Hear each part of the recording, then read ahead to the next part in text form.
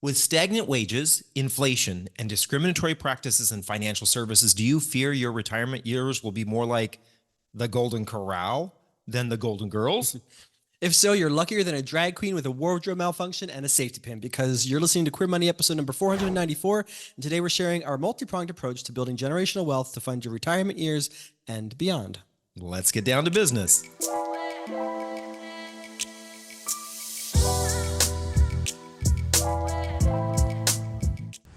With no fees or minimums and no overdraft fees, banking with Capital One is the easiest decision in the history of decisions. That's banking reimagined. What's in your wallet? Terms apply. See CapitalOne.com/bank for details. Capital One, N.A., member FDIC. David? Yes. There's something that's really hard. Okay. What, fractions? Oh yeah, there are a few things that are really hard. If you're following us on Threads, you'll understand what I mean by that. No, planning for retirement is hard, and then the added layer of being LGBT makes it even harder. So we're going to tackle a new solution today to help people plan for retirement that they might not have considered before, because before ideas don't work. Yeah. Although I will say, folks, it's not impossible. I'm part of a LGBT retirement group on Facebook, and there are thousands of people in there. And I see people all the way from ages in their mid 40s till their 70s who are planning for or have retired. And it's amazing to me how many LGBT people are actually in a really good space when it comes to having planned for and financially being prepared for retirement and actually doing it.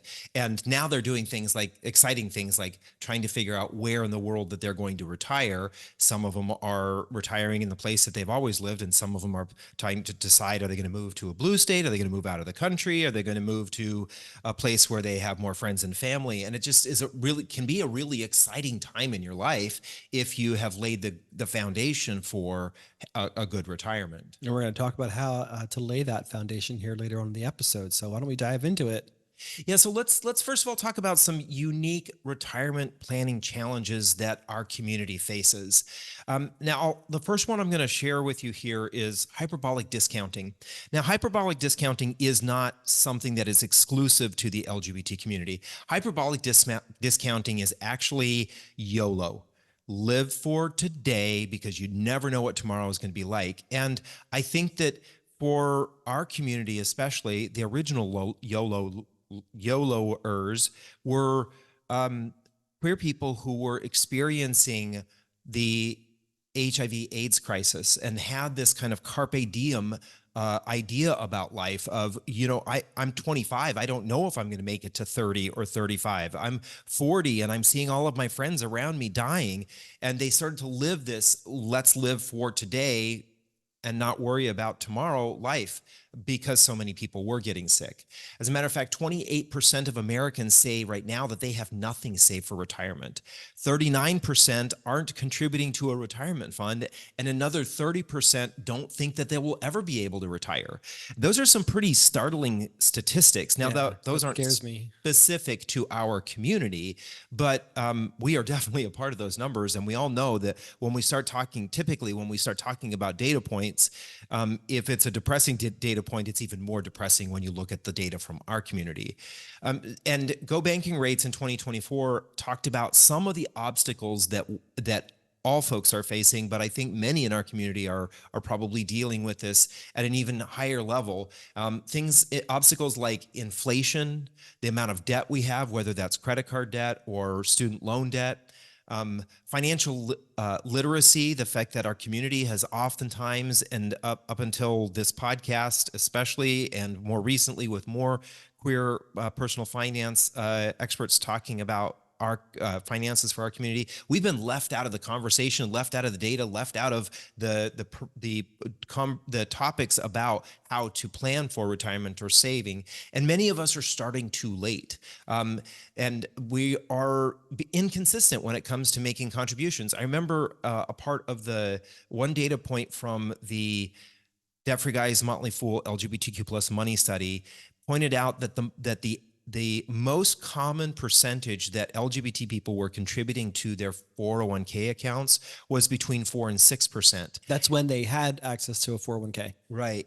But the national average, which we know is mostly straight, right? Mostly non-LGBT people, the national average is, I think, floating at around 11.2 or 11.6%.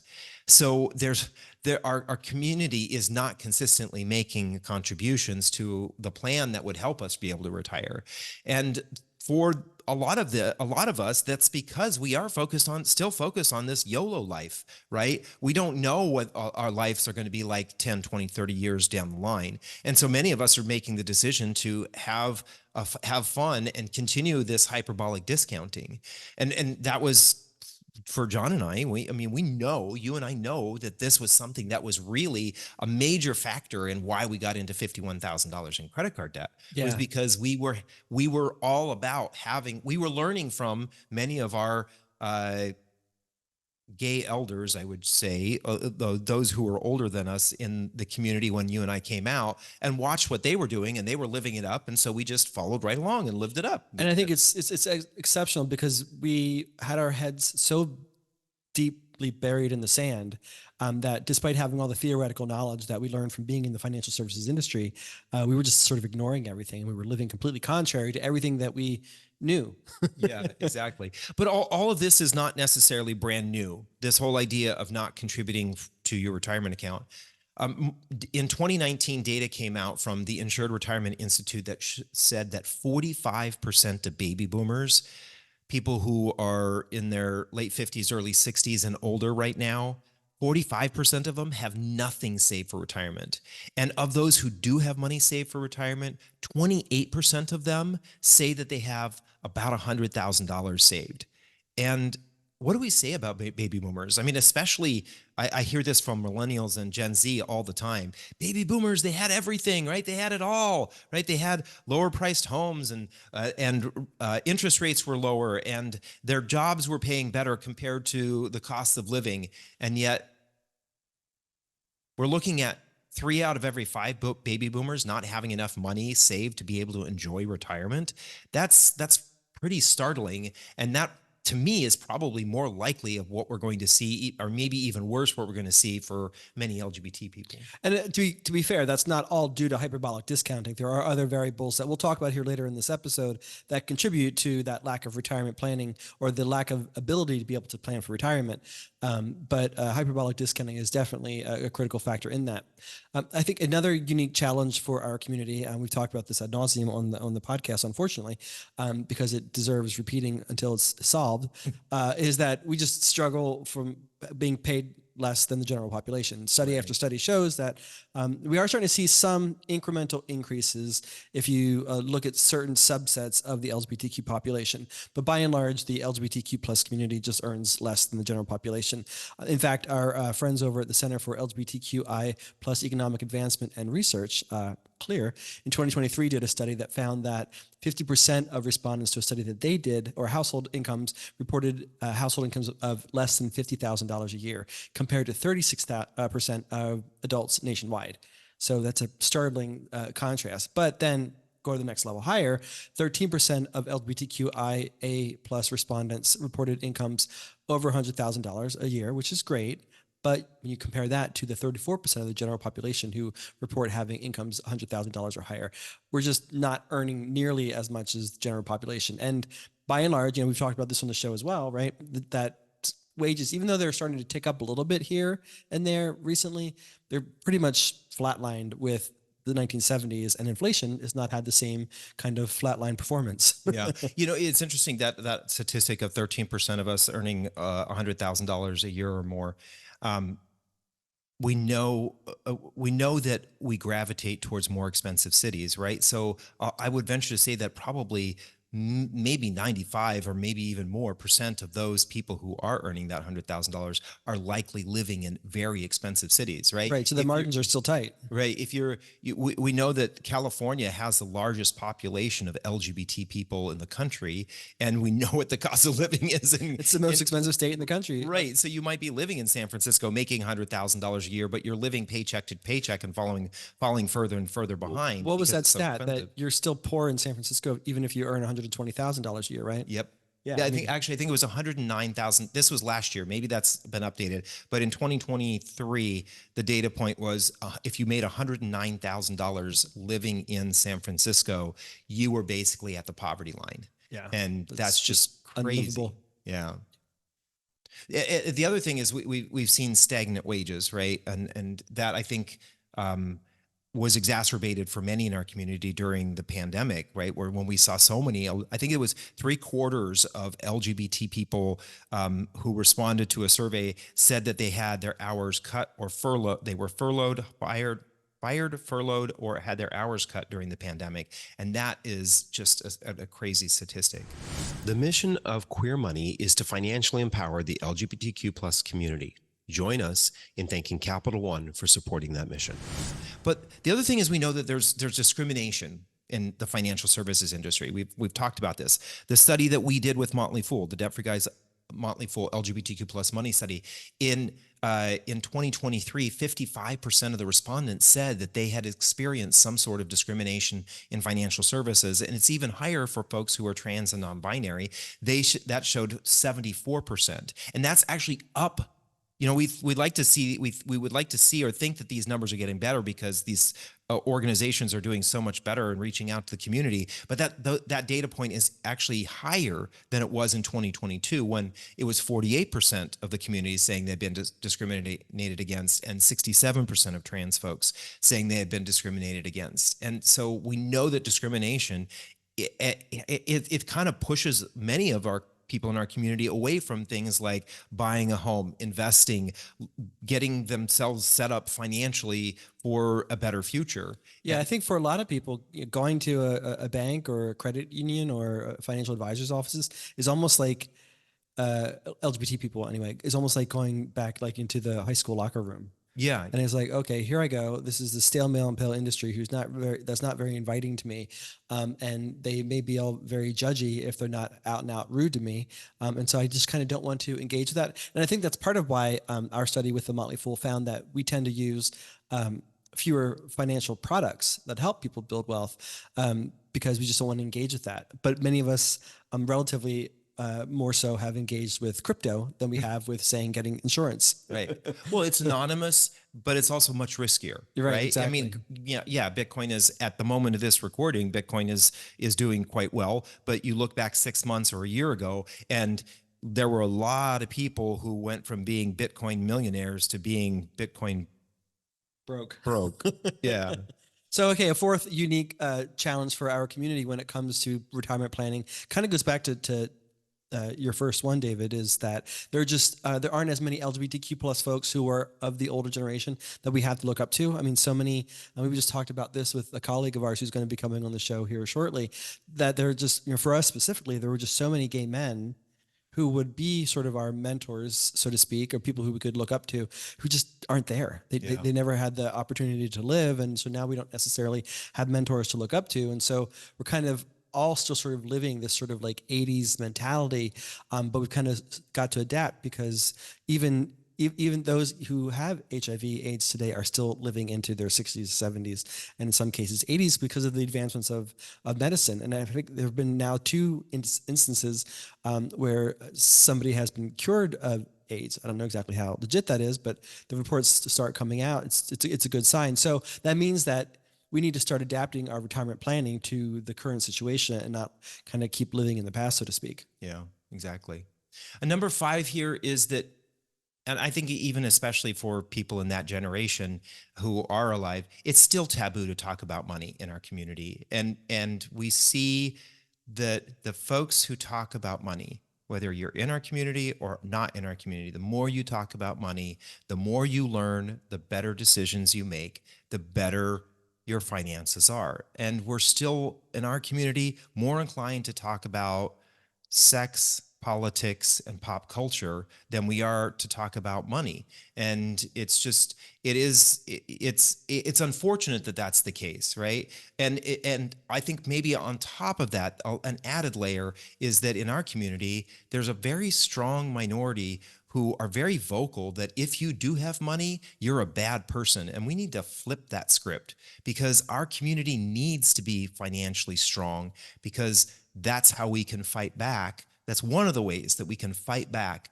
against the push to take our rights away. Yeah, it's almost like some of us have sort of adopted the sort of Catholic Church or just church mentality that there's dignity in poverty. Yeah.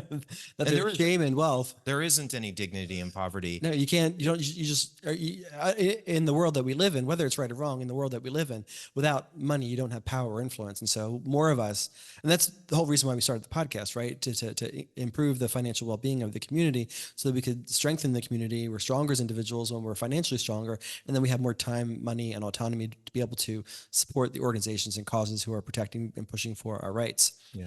So let's talk now about some of the systemic issues that all of us face when we're retirement planning, whether we're straight or LGBTQ plus.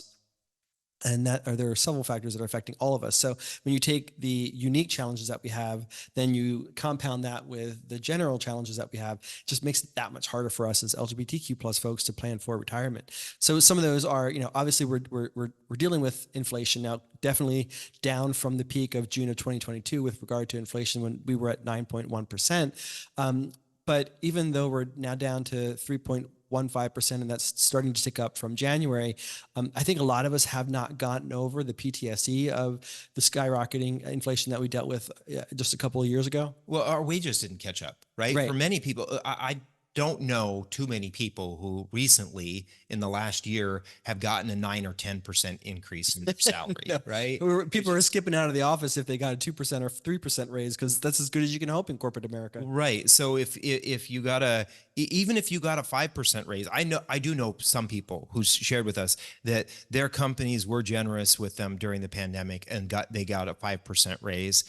That doesn't, a 5%, it's laughable, right? When inflation is at 9.1% and you get a 5% raise, you may be excited that you got a 5% raise, but you still went back by 4.1%, or I'm not doing the math correctly right there, but it's close to being behind by 4%. And so it's still, we're still feeling it, right? We're still feeling that, because when we do everything that we do in our daily lives, it's just more expensive. And so we're kind of screwed still. Yeah, that's why there's one part of the economy, a recent study showed that that makes people, causes them an adverse reaction, almost to the point where in some cases they're getting angry.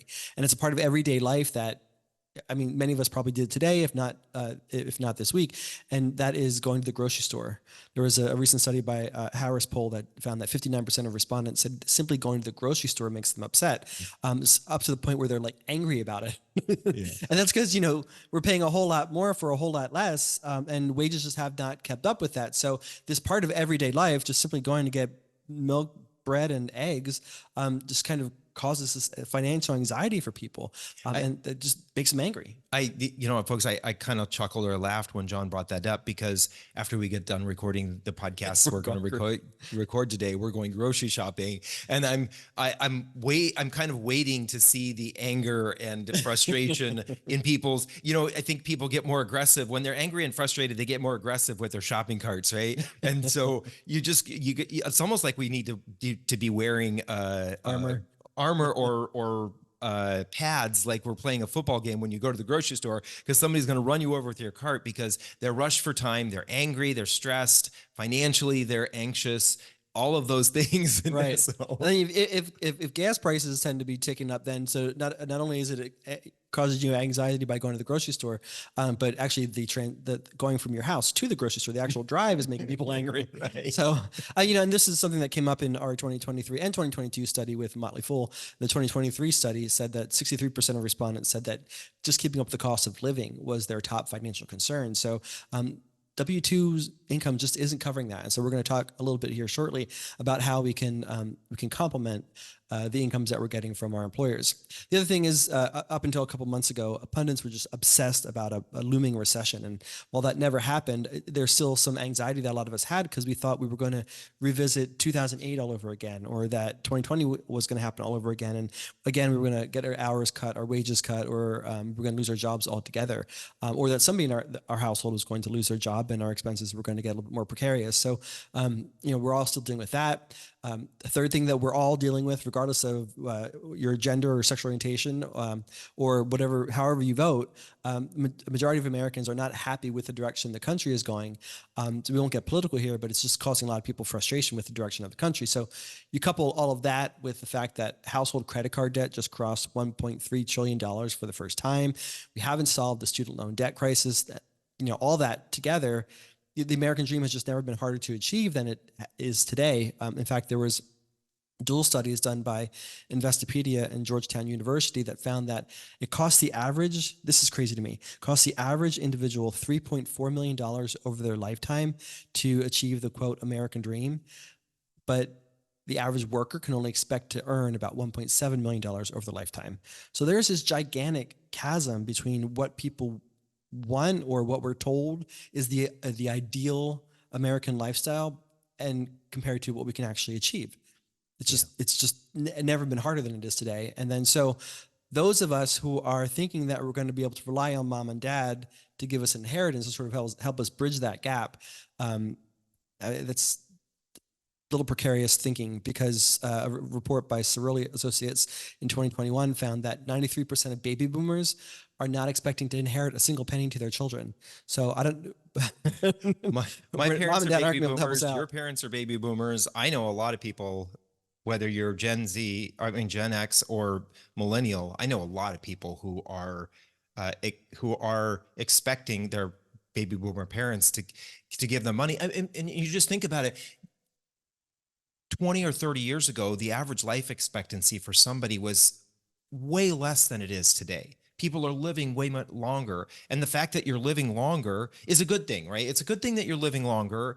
But what also ends up happening is, because you're living longer, you're spending more money. And also, for many people who are living longer, they're living longer because of the healthcare and pharmaceutical industry today, which means they're getting more money sucked out because of that. And that's why so many people just won't have any money to inherit to their kids. Well, the average person in retirement right now is expected to live about 20 years in retirement. So that percentage of people, retirees who have $100,000, that $100,000 is not going to go very far. And then on top of that, the average 1-year stay at a nursing home that doesn't require any special amenities for special medical needs is about $108,000 a year. So all that on top of the fact that what is the statistic that percentage of boomers or parents who are still paying for their adult children's expenses? Yeah. So parents, 49%, this was in 2023, 49% of parents were still paying for some aspect of their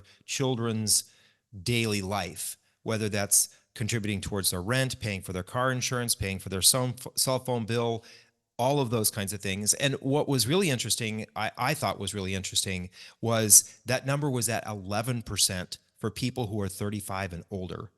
If you're 35 and older and still relying on your parents financially, I hope that you have a really good excuse, right? I hope it's not just that you aren't making enough money, or that I hope it's really because you are physically or mentally in this space where you're not able to earn enough money, because your parents really need that money to be able to live out a safe and comfortable retirement. Right. And that's exactly why they're not going to have the money to give it to you after they pass away. Yeah, I guess you may think about that. Take it now or take it later. Right. Let them be able to use the money that they've earned to live a happy retirement, and maybe they'll have a pot of gold waiting for you at the end. Yeah. You take it all from them now, they may be coming to you asking to dip into your pot of gold. help cover my expenses. Yeah. At the very least, pay for my coffin. Yeah. So the whole conversation here we wanted to have was was to start talking about how you can fund your retirement. So let's talk about some traditional ways that many people fund their retirement. Or We're gonna, have funded maybe in the past is the yeah, best way to put it. yeah, well, or people who are retiring right now, because some of these things are, at least one of these things is accessible to people right now, more people right now. And that's the first one, and that's pensions. Fewer and fewer companies are offering pensions. Actually, the Bureau of Labor Statistics said that right now, roughly only about 15% of private industry workers have access to a pension. If you're not familiar with what pensions are, because we don't really talk about them anymore. For a lot of people, the way that a pension worked was you put in your time at a particular company, and that company was putting money into a gigantic pool, and then you would be able to withdraw a defined amount based on when you decided to retire. So it's almost like Social Security in that you would take a specific amount every single month or every single year out of the pension pool. And that's how many of them worked, but so few of companies are offering those today. And we did see, especially during the 80s and 90s, we saw a lot of companies who had pensions, and those pensions basically went broke because they didn't have enough money set aside for those people. So for comparison, a 401k is considered a defined contribution plan. A pension is considered a defined benefit plan. You have a very specified benefit you're going to get from it when you've met the benchmarks to qualify for it. Whereas now you have a very specified contribution that you can make, and whether the outcome is positive or negative is ultimately up to you, a little bit of luck in the stock market. Yeah. The second thing that a lot of folks are using today for retirement is Social Security. But what's interesting is that data shows that for those who are retired and living on Social Security only makes up about 40%, covers only about 40% of their living expenses. So that means the vast majority of people are pulling on something else. Now, some of them may be pulling on a pension, but more often than not, they're pulling on some sort of other savings. We'll talk about those in a minute. But what we're seeing is that the average payment that goes out to someone who is taking Social Security benefits was about $1,909 a month in 2024. Who can live on that? Right. I think that's if You need to have something else to complement that, because there's just no way, except for maybe in some of the smallest cities in the middle of the country that apparently we're not allowed to live in. Can you make that cover your expenses? Well, yeah, I was going to say if you don't have a mortgage in retirement, and you have everything about your where you live is basically taken care of financially, you may be able to get by on $1,900 a month, especially if you're living with someone else, right? Between the two, if you're making about the same, you got about $3,800, you may be able to get by. I think somebody living here in Toledo right now could possibly get by. And then when I say get by, I'm talking about have bare bones lifestyle, right? Get by. But if you're living in a city like San Francisco, LA, or like you said, the only cities we're allowed to live in the country as LGBT people, you can't live on $1,900. So you're gonna have to come up with something else. And politicians don't seem to want to fix this. Right. Right. This is something that both sides of the aisle keep bringing up, and both sides of the aisle keeps kicking to the can down the road. And I think for a lot of people, because they don't come up with a solution, they're concerned that at some point Social Security will dry up and they won't have access to any of that. For that, if you're concerned about that, listen to Queer Money episode number 416 with Mike Piper. He is an accountant that talks about how there will always be some portion of Social Security that we're all going to be able to pull from, just not as plentiful, not as rich and plentiful as $1,900 a month. Exactly. One of the other things is that a lot of people are pulling on retirement accounts, right? Whether that's a traditional IRA, a Roth IRA, or a company-sponsored account. We've talked about those on the podcast a number of times: 401ks, 403bs, 457, especially if you're in working in education or the nonprofit sector. You're going to see those latter two. But unfortunately, I think these aren't working that well for a lot of people either. No, well, I think part of the problem is that people are struggling to cover everyday living expenses. That it's a privilege if you have the opportunity to be able to contribute to your retirement account. Now, we talked a little bit about systemic and unique challenges that the community faces. So we do have some responsibility, but some people are just struggling to make ends meet. So, and when every day is a struggle to get through, sometimes you just kind of need that glass of wine today rather than maybe contributing to your 401k so you can have that glass of wine tomorrow. And it shouldn't be that way, but sometimes it is. And so actually, we're excited that we're going to be hosting Teresa Ghilarducci shortly on the Queer Money podcast to talk about her book that just came out, Work, Retire, Repeat. I'm about halfway through it, and it's really good. And she talks a lot about how the current model for retirement just isn't working, and we need to come up with a new solution. And that's part of what we're going to talk about here in a little moment. Yeah, and one of the other things is talking about the systemic issues. What we're seeing right now is that instead of contributing to 401k accounts, people are actually pulling money out. Yeah. A record number of people in 2023 pulled money out of their retirement accounts because 401k specifically. Yeah, because they labeled it as they took a hardship distribution. That's 3.6% of workers. That is up from 2.8% in 2022. That shows how stressed people are financially, that for whatever reason they are deciding to pull on their future money rather than or in addition to their present money to be able to cover their cost of living. Yeah. The other is personal savings. The savings on taxable accounts just aren't necessarily there. The median savings account balance right now per bank rate is $8,000. So we don't necessarily have the money in our retirement accounts. We don't necessarily have them in taxable, more easily accessible accounts. So it's just not providing people the quality of living, the standard of living that they either should have access to or would like to have access to. And I know a lot of folks are looking to their home as their savior, right? We're seeing more and more people pile money into the property that they own, whether that is buying a bigger and bigger and bigger property as you scale up and continuing your mortgage lifeline or lifetime. But what a lot of folks are looking forward to this idea of being able to tap their equity in their home.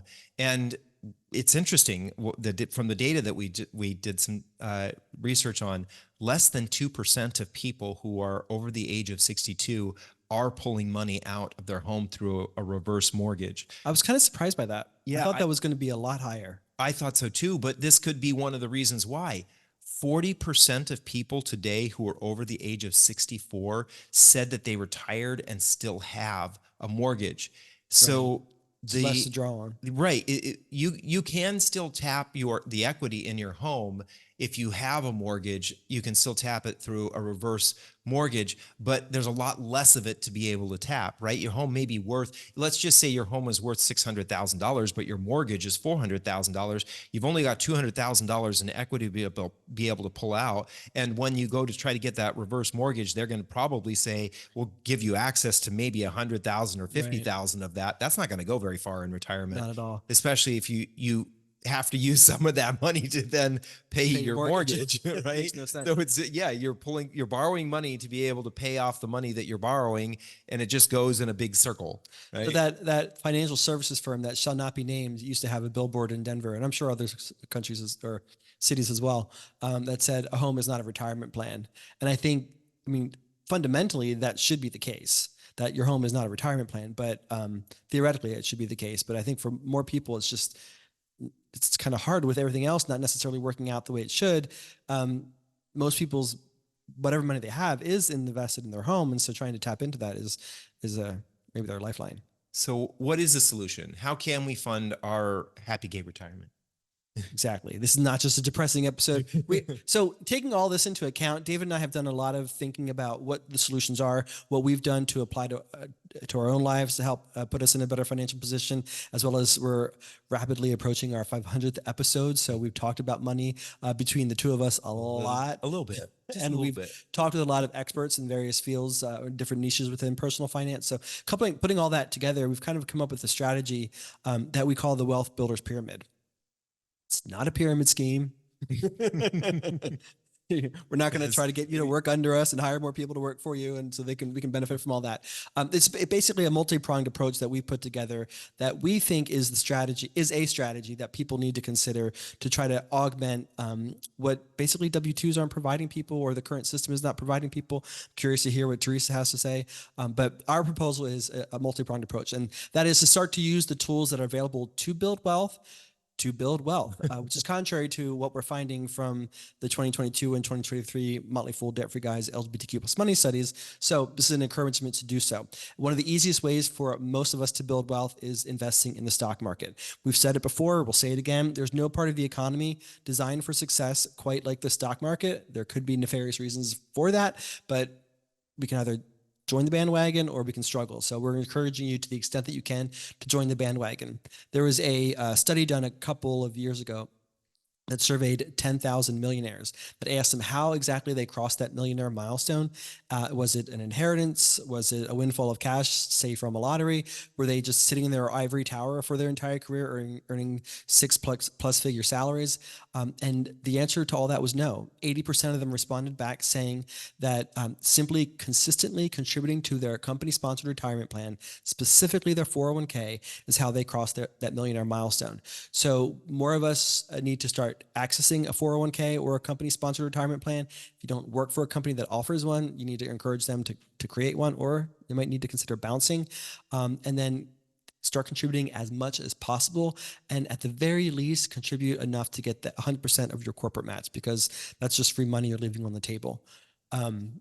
As we learned from the Capital One 2022 financial well-being surveys, this is something that people kind of already know. 38% of respondents to that study said simply opening account, just taking the step to open that account, is a healthy choice. 46% of respondents to that study said that investing is a healthy choice. So I think fundamentally we all kind of know this, but we're just not doing it for various reasons. And I think we need to sort of raise it up on our list of priorities. Yeah, maybe take a step back from the politics, pop culture, and sex conversations, and spend a little bit of that time. Exactly. Well, people in Texas can't access Pornhub anymore, so they right. start spending your time investing in the stock market. Right.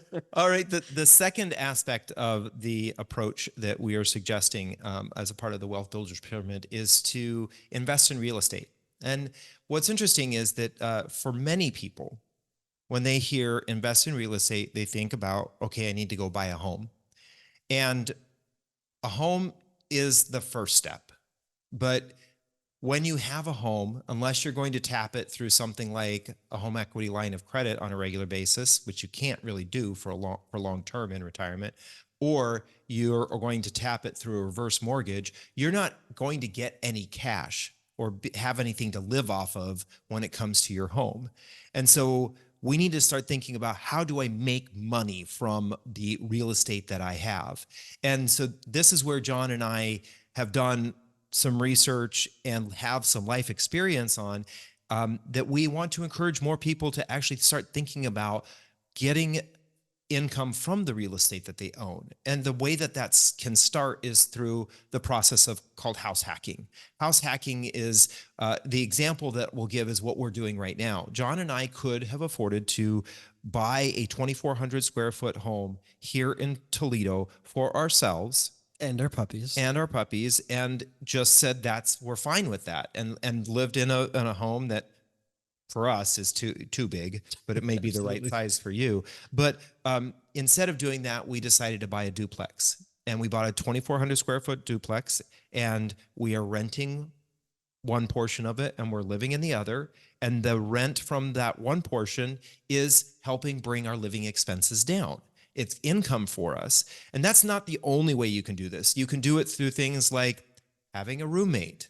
Or if you have a home and you have excess space, like you have a garage you're not using, or you have a shed you're not using, or an attic you're not using, there's a way to make money off of that. You can earn money through various tools to basically open up a small storage business for renting out that extra space that you have. And we actually do know people and have listened to stories of people who have done exactly that, where they have rented out their garage, or they've rented out the attic in their garage, those kinds of things. They've rented those spaces out. Now, granted, you're not going to be making six figures from that, but you are going to be able to make some money, and that brings that money in all the way up to the point of thinking about actually having more rental properties. I know that this is a tough subject right now during this time period when housing is getting more and more expensive, but there's also ways to buy cheap,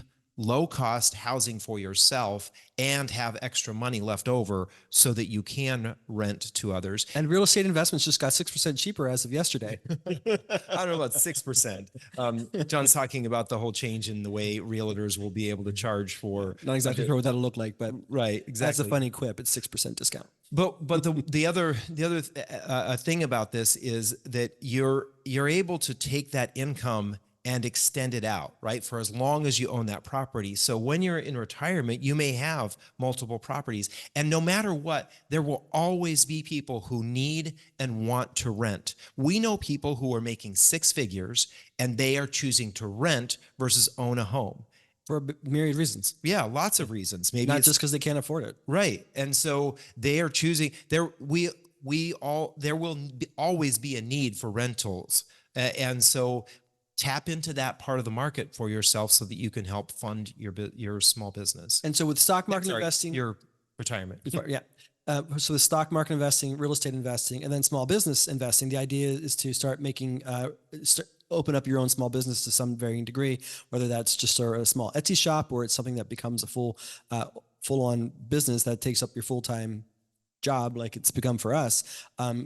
Getting all of those to generate at least 50% income to cover your living expenses, or I didn't say that right, to cover each one of those. Yeah, each one of those cover 50%. So you have 50% of your living expenses coming from the stock market, 50% of your income coming from real estate, and 50% coming from a small business.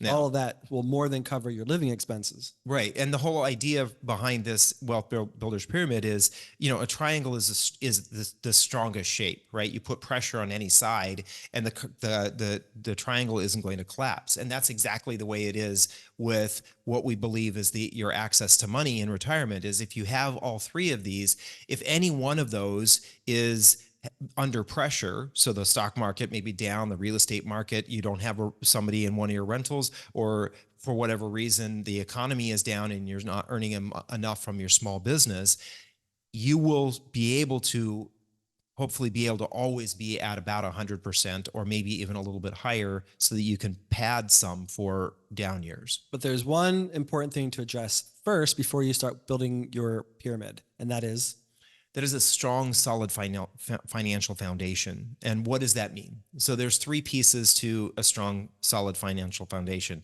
It's the triangle and underneath the triangle. That's right. And that is, one, not having a lot of high interest rate debt. The more debt you have, especially the higher interest rate debt, the more you have, the less money you have to put towards your goals in life and having fun, right? The second piece is having a strong emergency savings, at least $1,000. The more you have in emergency savings, the less anxious you will be financially. We know this personally because 2023 wasn't a great year for us financially, and we had to lean on our emergency savings. And thank God we did, because it did help us get through 2023. And then the third piece is having a good credit score so that when you do need to go borrow money, whether that's because you're buying a new car or you're buying a new home or you're investing in real estate or you want to borrow some money to fund your small business, you will be able to spend a lot less money to get all of those things, which means you have more money to put towards those, more money to put towards the stock market, more money to put towards real estate investing, more money to put towards that dream small business. Exactly. So with that, we have a special announcement. We now have a new and improved Queer Money Kickstarter. We know a lot of you have already signed up for it. You definitely want to sign up for it again because we've really improved on it, and you want to make sure you don't miss some of the new information in there. If you have not signed up for the Queer Money Kickstarter, we highly encourage you to do so because it's really designed to help you build that, start to build that solid financial foundation, those initial first 9 or so steps that you need to start building that financial foundation. Whether you have already gotten a copy or you are brand new to the Queer Money Kickstarter, you can get the updated version by clicking the link in your podcast player or the link in the description if you're watching us on YouTube.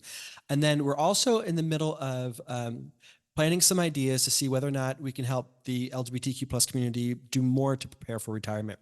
So in the Queer Money Kickstarter, you can indicate your level of interest, whether or not you want us to launch the Queer Money Retirement Club. We have a waiting list that we're acquiring right now for those who are interested in that. If we have enough folks that are interested in a Queer Money Retirement Club, sort of a program, a community of people designed to help build their wealth builders pyramid and to talk about building wealth, building generational wealth, wealth that can be passed on to other LGBTQ plus people after we pass away. If you're interested in that, you can indicate that after you get the Queer Money Kickstarter.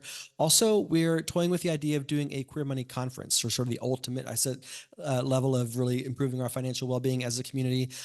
So you can indicate your level of interest in the Queer Money Kickstarter there. If a annual or semi-annual, virtual, maybe even in real life, maybe a cruise someday, who knows, a Queer Money conference where we're all kind of getting together and we're going to talk about ways that we can improve our financial well-being, strengthen ourselves as individuals, strengthen ourselves as a community so that we have that security through retirement and beyond, and we have more money that we can use to continue to push for our rights. So for that, definitely make sure you get your the updated version of the Queer Money Kickstarter either in the podcast description or in the description below. For that, stay tuned for the Queer Money Takeaway. Capital One Auto Navigator does more than just auto financing. We're here to help you find a car you love, too. Shop millions of cars from thousands of dealers nationwide. Research your favorite makes and models. Explore dealers near you and more. All on Auto Navigator. Thank you for joining us for another episode. This week's newsletter includes both your Queer Money Takeaway and resources mentioned in this episode, so be sure you're subscribed.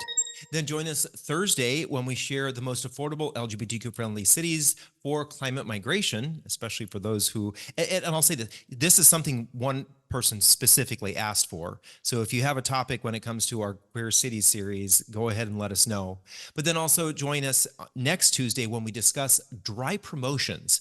This is a surprising way employers are getting folks to work more for less money, keeping those wages stagnant, as we discussed earlier, and harming minority folks especially. So thank you and have a great week.